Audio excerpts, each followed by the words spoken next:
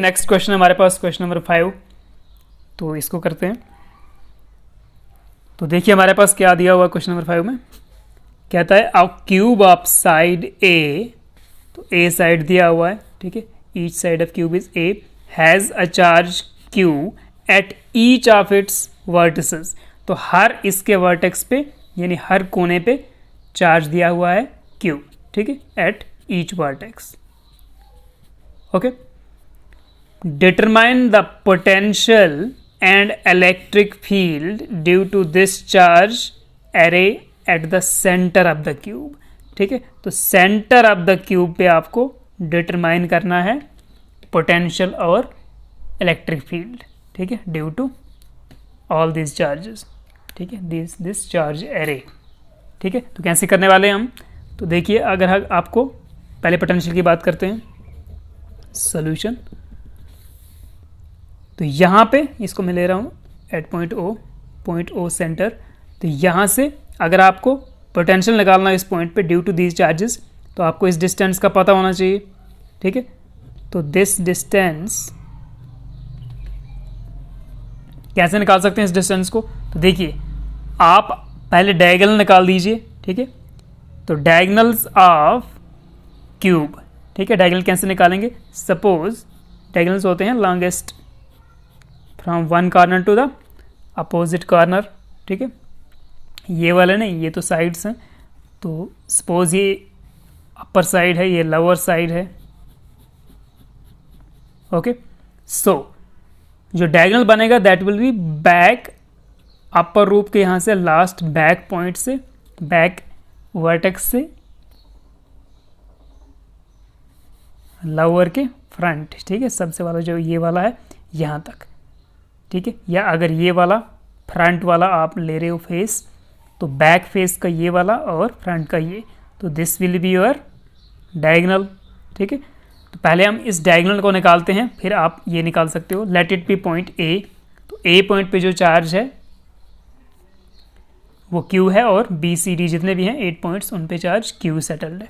तो देखिए यहाँ पर ओ पॉइंट पे जो नेट इलेक्ट्रिक पोटेंशियल होगा, इलेक्ट्रोस्टैटिक पोटेंशियल, वो कैसे होगा, कितना होगा। That will be due to this charge plus due to this charge. तो 8 के 8 चार्ज की वजह से जितना इलेक्ट्रिक पोटेंशियल लग रहा है यहाँ पे, उनका एल्जेब्रिक सम होगा, ठीक है। That will be the algebraic sum of all these potentials, ठीक है।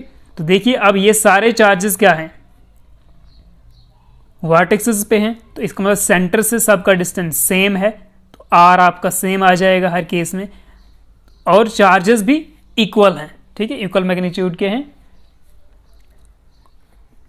और सारे पॉजिटिव चार्जेस हैं। तो देखिए यहाँ से यहाँ पर जितना पोटेंशियल होगा due to potential at point P due to the charge at point A, तो जितना होगा उतना ही इसकी वजह से, ठीक है। ऑल वर्टिसेस सेम डिस्टेंस है और सेम चार्जेस हैं, तो हर चार्ज की वजह से यहाँ पर पोटेंशियल सेम होगा। तो इसलिए हम क्या करते हैं, किसी एक पॉइंट से इस पॉइंट पे जितना चार्ज है उससे पोटेंशियल निकालते हैं और 8 टाइम्स करेंगे, ठीक है। तो potential V at point O due to A, charge at A, charge जो A पे पड़ा हुआ है उसकी वजह से पोटेंशियल एट पॉइंट O कितना हो जाएगा। That will be V is equal to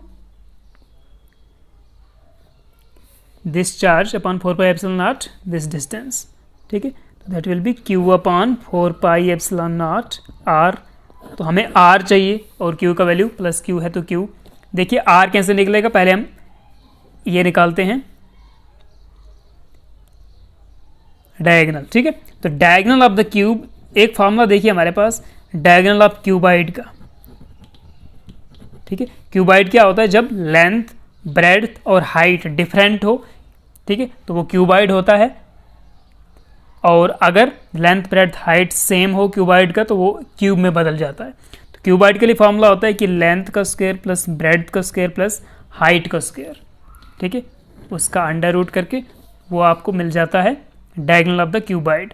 तो यहाँ पर क्या है, लेंथ, ब्रेड्थ और हाइट कितना है, सेम है, और वो है साइड ए, ठीक है। इसका मतलब ए स्क्वायर प्लस ए स्क्वायर प्लस ए स्क्वायर, उसका अंडर रूट, तो डायगोनल ऑफ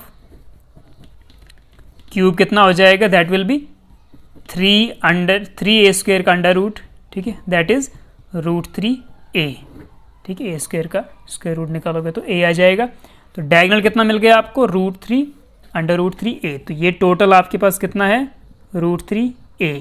तो इसका मतलब हाफ कितना हो जाएगा, यहाँ से यहाँ तक हो जाएगा √3a/2, ठीक है, √3/2a, ठीक है। तो हम यहाँ पे यूज़ करने वाले हैं देयरफॉर q की जगह पे q है तो q/4πε0 √3a/2, ठीक है। तो ये ऊपर चला जाएगा तो this will be twice q/4πε0a, ठीक है। a क्या है, साइड ऑफ द क्यूब, ठीक है, each side of the cube. तो ये आ गया due to potential due to charge q at point O, ठीक है। तो जो A पॉइंट पे चार्ज Q है उसकी वजह से O पॉइंट पे कितना पोटेंशियल है वो दैट इज दिस। तो therefore net potential at point O will be 8 times the potential due to A। Okay, तो इसको करता हूँ। तो देयरफॉर नेट पोटेंशियल या टोटल पोटेंशियल बोल दीजिए, net potential at point O कितना हो जाएगा, V is equal to 8 times potential due to A, ठीक है।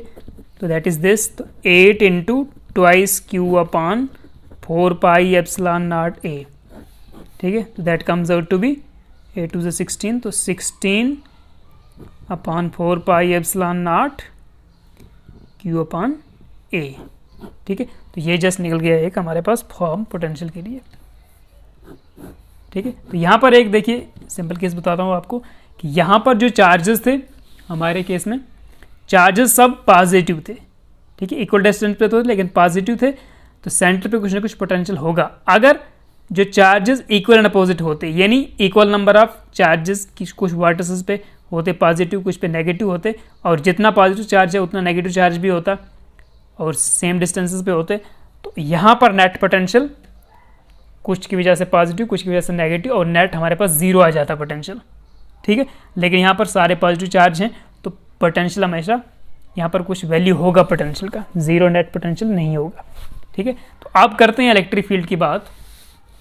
तो देखिए इलेक्ट्रिक फील्ड भी बोला था इसे निकालने के लिए, calculate determine the potential and the electric field due to this charge array at the centre. तो यहाँ पे इसने पोटेंशियल भी बोला आपको निकालने के लिए, नेट पोटेंशियल, पोटेंशियल नहीं सॉरी इलेक्ट्रिक फील्ड भी बोला है, ठीक है, पोटेंशियल इलेक्ट्रिक फील्ड। तो पोटेंशियल आपका निकल गया। तो इलेक्ट्रिक फील्ड को देखिए अब, तो इलेक्ट्रिक फील्ड के केस में देखिए इस अगर यहाँ पर कोई हम नया चार्ज Q0 लेते हैं तो ये चार्ज उसको रिपल करेगा इस तरफ, तो इलेक्ट्रिक फील्ड उसका इस तरफ होगा, इस चार्ज की वजह से इलेक्ट्रिक फील्ड इस तरफ। उसी तरह सेम डिस्टेंस पे इस साइड ये उसको रिपेल करेगा उस तरफ, तो इसका इलेक्ट्रिक फील्ड का डायरेक्शन उस तरफ, वैसे इसका इधर, इसका इधर, ठीक है। तो 8 कार्नर्स हैं तो इसके ऊपर अपोजिट इलेक्ट्रिक फील्ड लगेगा, ठीक है, मैग्नीट्यूड इक्वल एंड अपोजिट का लगेगा, और नेट इलेक्ट्रिक फील्ड यहाँ पर 0 आएगा क्योंकि equal and opposite magnitude, equal and opposite electric field intensity लग रहा है किसी एक पॉइंट पे, तो नेट इलेक्ट्रिक फील्ड इंटेंसिटी यहाँ पर 0 हो जाएगा, ठीक है। तो इसको हम लिखते हैं जनरली, ठीक है, लिख देते हैं कि due to symmetry of charges on the 8 corners, ये corners of cube, the net electric field will be 0, okay. So देखिए मैंने यहाँ पर लिख दिया है electric field, net electric field at point O centre पे कितना हो जाएगा, that will be due to symmetry of charges placed at the same distances on the opposite sides of a cube, ठीक है, on the opposite sides of a cube, या हम बोल सकते हैं on the opposite corners of the cube,